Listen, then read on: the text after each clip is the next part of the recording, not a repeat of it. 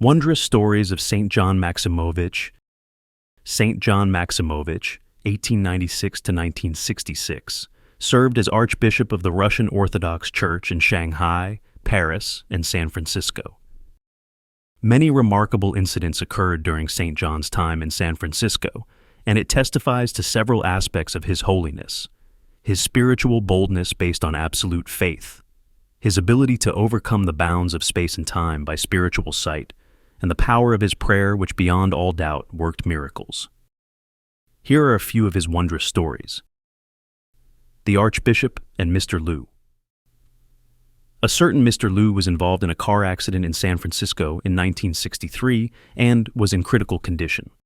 His wife knew of the power of St. John's prayer, but was afraid to phone him because she knew he was very busy at the time. However, after 2 days, when the state of Mr. Liu's health was at its most serious point, St. John arrived at the hospital unexpectedly.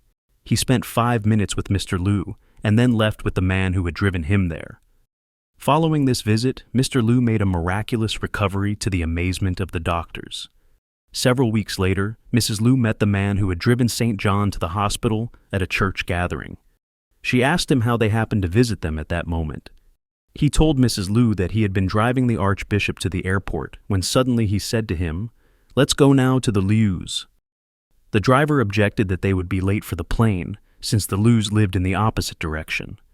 Then St. John replied, "Can you take the life of a man upon yourself?" Hearing this, the driver trusted him and turned back as the Archbishop had instructed. As it turned out after his visit with Mr. Liu, St. John also managed to catch his plane on time. In Shanghai. At the end of November 1934, when St. John arrived in Shanghai, to the same diocese to which his great-uncle, Metropolitan John Maximovitch of Tobolsk, had sent the first Orthodox mission 2 centuries earlier, after whom he received his monastic name.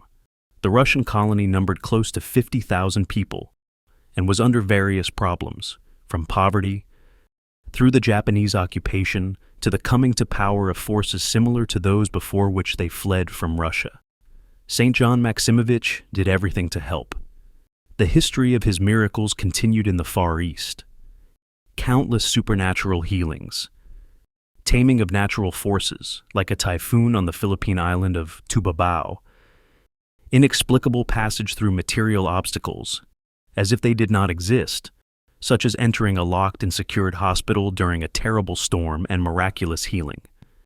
Then his disappearance, of which the testimony is preserved in the archives of the Shanghai State Hospital. Reliable prophecies. He could see and hear at a distance. He would appear suddenly where he was most needed, although in the usual way he could not have known anything about it. Evidence of this was left by N. Baranov, N. Nikolaev, N. Makov, O. Skopachenko, L. Liu, Peter O. Trodin, and many others. The bishop lived in some other world, wrote V. Ryer, who knew St. John Maximovitch well, and wrote a lot about him. Countless of his works in Shanghai include building orphanages and rescuing Chinese orphans. After the war and revolution in China, he himself managed and organized the relocation of most of his flock to America. In Paris, he was called John Barefoot because he would take the feet to go barefoot. In the annals of Paris, the words of a Roman Catholic priest were recorded, who, addressing to a skeptical youth, "You are looking for evidence. You say that today there are no miracles or holy people. What will the theoretical evidence do for you when a saint, St. John Barefoot of Shanghai, is walking the streets of Paris at this hour? He already lives somewhere above our earthly plane. Complete faith in God." During the Japanese occupation, it was extremely dangerous to walk on the streets at night, and most people took care to be home by dark. St. John Maximovitch, however, paying no heed to the danger, continued to visit the sick and needy at any hour of the night. And he was never touched. Healed a young girl, Anna Hodoreva recounts, "My sister, Sania Yarovoy, who lived in Los Angeles, suffered for a long time with a painful hand. She sought physicians, tried home remedies, yet nothing helped. She finally decided to turn to Vladika John and wrote to him in San Francisco. Some time went by, and her hand was healed. Xenia began to forget about the previous pain in her hand. On one occasion, when she visited San Francisco, she went to the cathedral for the services. At the end of the service, Vladika John held the cross to be kissed. On seeing my sister, he asked, "How is your hand?" Vladika saw my sister for the first time. How then did he recognize her and know that it was she who had a painful hand? No typhoons. In 1949, approximately 5,000 refugees from the Chinese mainland were living in an international refugee organization camp on the island of Tubabao in the Philippines. This island is located in the path of the seasonal typhoons, which sweep through that part of the Pacific. During the 27-month period of the camp's occupancy, the island was threatened only once by a typhoon, and it had changed course and bypassed the island.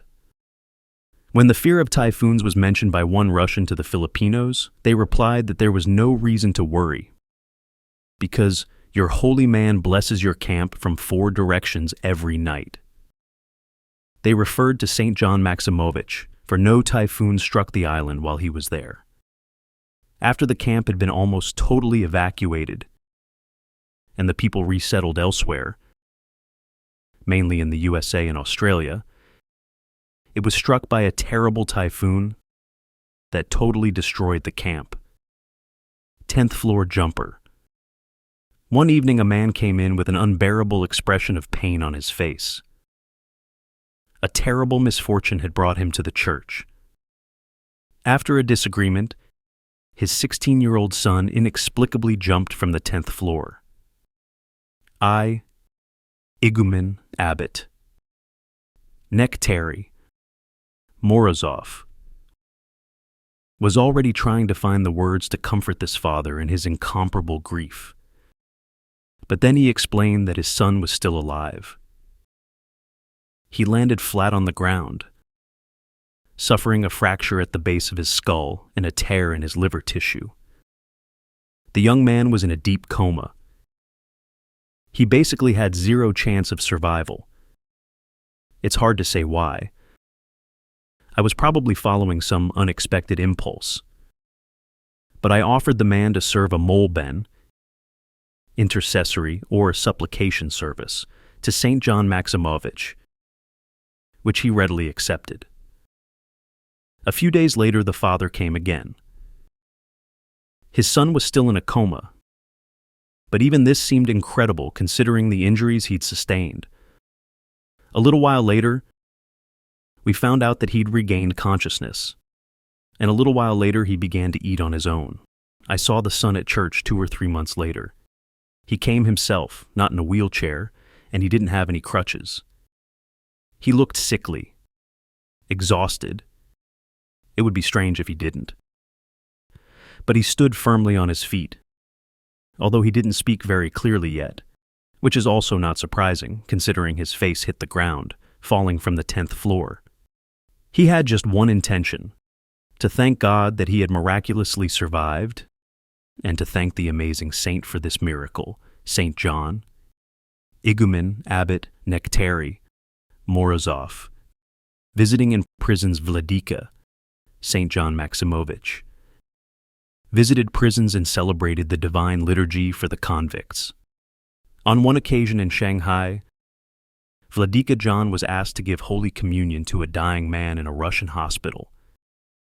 This time he took another priest with him. On his arrival, he spotted an outgoing young man in his 20s playing a harmonica. This lad was to be discharged the next day. Vladika John called to him and said, "I want to give you communion right now."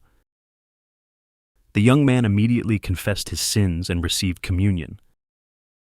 The astonished priest that was with him asked Vladika why he did not go to the one dying, but tarried instead with an obviously healthy young man. Vladika answered, "He will die tonight, and the other, who is seriously ill, will live many years."